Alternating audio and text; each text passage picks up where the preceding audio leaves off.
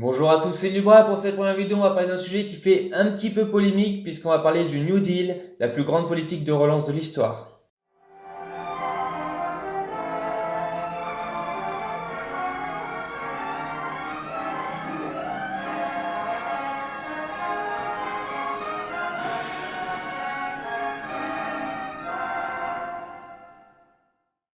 Le New Deal est un sujet extrêmement clivant chez les économistes. En effet, si c'est un exemple de réussite de politique interventionniste pour les uns, pour les libéraux, il marque la fin de l'autorégulation du marché et donc du coup le début de la négation des libertés individuelles. Ce qui est sûr, c'est qu'au-delà de cette controverse et de ses résultats mitigés, le New Deal a été une véritable révolution sur le plan conceptuel. En effet, à l'encontre des théories libérales dominantes de l'époque, le New Deal a permis de crédibiliser l'idée que l'État avait un rôle à jouer dans la régulation de l'économie et dans la lutte contre le chômage et la pauvreté. Mais pour comprendre le New Deal, revenons dans le contexte des années 1920.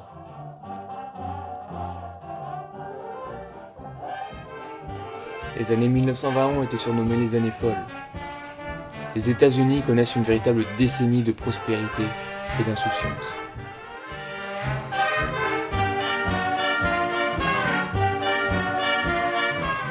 À l'image de Ford qui vend plus de 15 millions de voitures en 1927, les entreprises tombent à plein régime. Grâce au principe fordiste, les États-Unis rentrent dans l'ère de la grande consommation.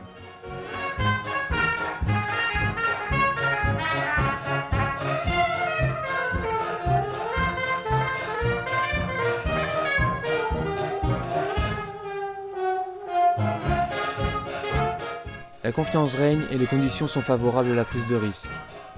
La spéculation devient un véritable phénomène. Les Américains se ruent dans les bourses, empruntant toujours plus auprès des banques pour investir sur les marchés financiers.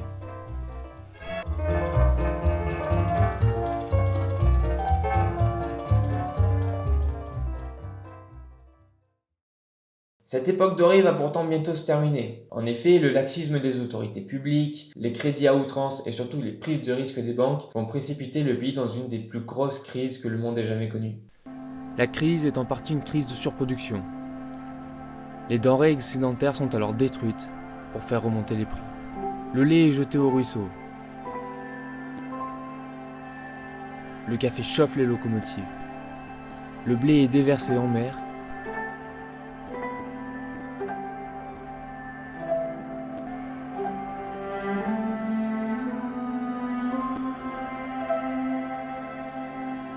Ou brûlé dans d'immenses brasiers.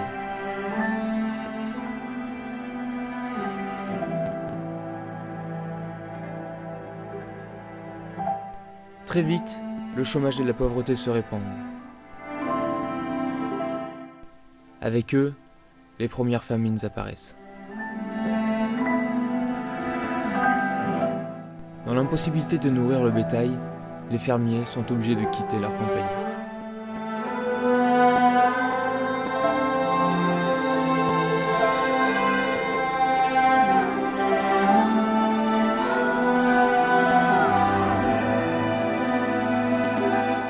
Les grèves se multiplient, le pays est au bord du chaos. Un homme va pourtant tout changer. Roosevelt, alors gouverneur de New York, a un plan pour sortir de la crise. Les élections de novembre 1932 arrivent et Hoover voit sa cote de popularité s'effondrer. Roosevelt sait qu'il doit en profiter. Contrairement à Hoover qui veut laisser les marchés s'autoréguler, Roosevelt prône l'intervention de l'État pour sortir de la crise.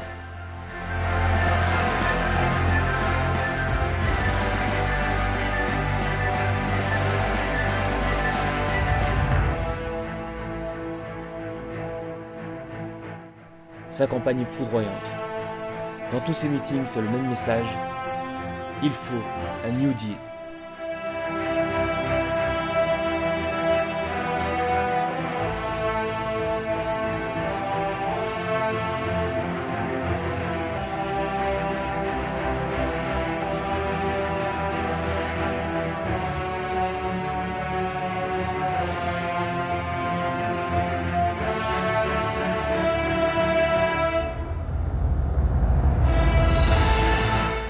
Adulé, acclamé par tous,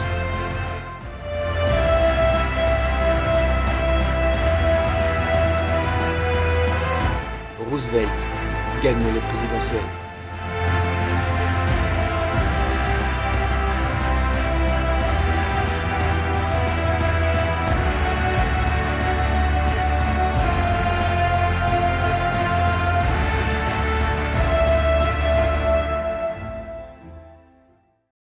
Le New Deal peut être divisé en deux périodes. Le premier New Deal et le second New Deal. Belle créativité de la part des historiens. Le premier New Deal visait à améliorer la situation immédiate du pays. On parle généralement des 100 premiers jours de Roosevelt parce que c'est dans ces 100 premiers jours que Roosevelt a pris le plus grand nombre de ces mesures. Maintenant qu'il est aux responsabilités, Roosevelt n'a qu'une seule obsession, réguler le secteur bancaire et la finance. En effet, les dérives du système financier ont pour lui été à l'origine de la crise de 1929 et de l'augmentation des inégalités dans le pays. Durant toute sa campagne, il a dénoncé des dérives du système financier du secteur bancaire, comme la vente d'actifs opaques aux particuliers ou le placement des dépôts des banques sur les marchés financiers, ce qui alimenta les bulles et surtout ce qui mit les banques dans une position très risquée. Dès lors, pour réguler le système financier, Roosevelt va passer le Glass-Steagall Act, qui est une loi qui fera date dans l'histoire économique des États-Unis. Le Glass-Steagall Act est une loi de séparation bancaire. Avec cette loi, les banques ne peuvent plus mener concomitamment des activités commerciales et des activités d'investissement. L'idée de cette loi est d'empêcher les banques d'investir les dépôts sur les marchés financiers comme ce fut le cas avant 1929. Dans la foulée, pour être sûr de sécuriser le système bancaire, Roosevelt va passer le Securities Act. Cette loi va transférer les activités de vérification des comptes à des auditeurs externes.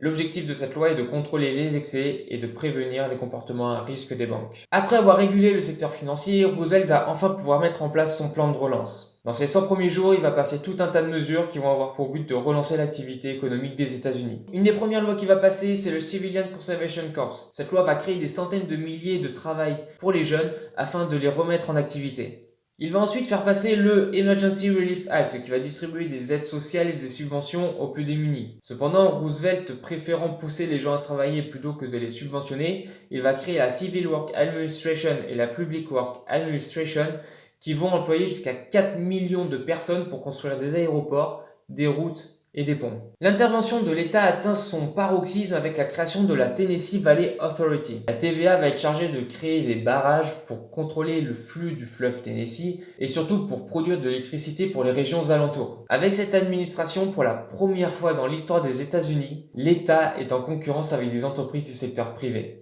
D'ailleurs, la création de cette administration va créer tout un vent de contestation contre la politique interventionniste de Roosevelt. Dans son plan de relance, Roosevelt n'oublie pas les agriculteurs. Il va créer l'Agricultural Adjustment Act qui va avoir pour but de subventionner les agriculteurs pour qu'ils réduisent leur offre afin de ramener les prix des denrées agricoles à leur niveau de 1910. Enfin, Roosevelt va passer la National Industrial Recovery Act. Cette loi va autoriser les firmes à passer des accords entre elles en échange d'une hausse de salaire et de mesures sociales comme la limitation du temps de travail. Avec la NIRA, Roosevelt mise sur les théories keynésiennes pour relancer l'activité aux États-Unis. Malgré quelques oppositions, notamment de la part des libéraux, Roosevelt bénéficie d'un immense soutien dans la population. Vainqueur des législatives en 1935, il va en profiter pour prendre un virage à gauche toute dans sa politique et poser ainsi les premières pierres de ce qu'on appellera l'État-providence à l'américaine. Ce second New Deal va être marqué par deux lois majeures, le Wagner Act et bien entendu le Social Security Act. Le Wagner Act vise à améliorer la situation des travailleurs et des salariés.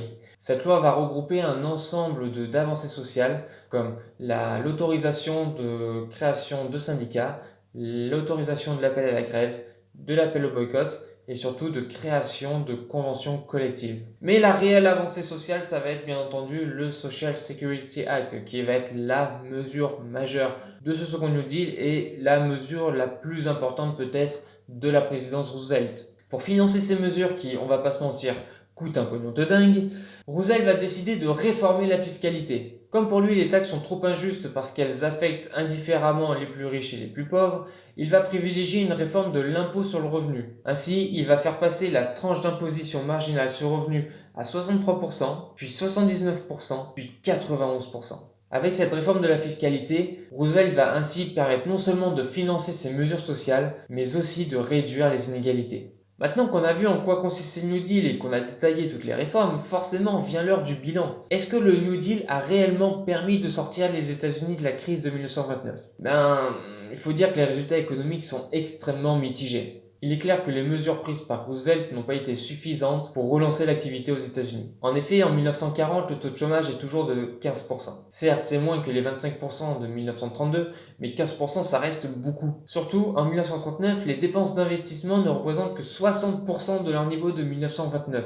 Quand on sait que les investissements sont un des moteurs principaux de la croissance économique, on se rend bien compte que le New Deal n'a pas complètement réussi à relancer l'activité économique. Ce n'est qu'avec leur entrée en guerre en 1941 que les États-Unis vont réellement réussir à relancer leur activité, à faire baisser drastiquement le chômage et surtout à relancer la croissance économique. Ce qui est sûr, c'est que même si les résultats sont mitigés, le New Deal a été une véritable révolution sur le plan conceptuel. Fini la confiance accordée à l'autorégulation du marché, à l'impôt minimum et au chacun pour soi.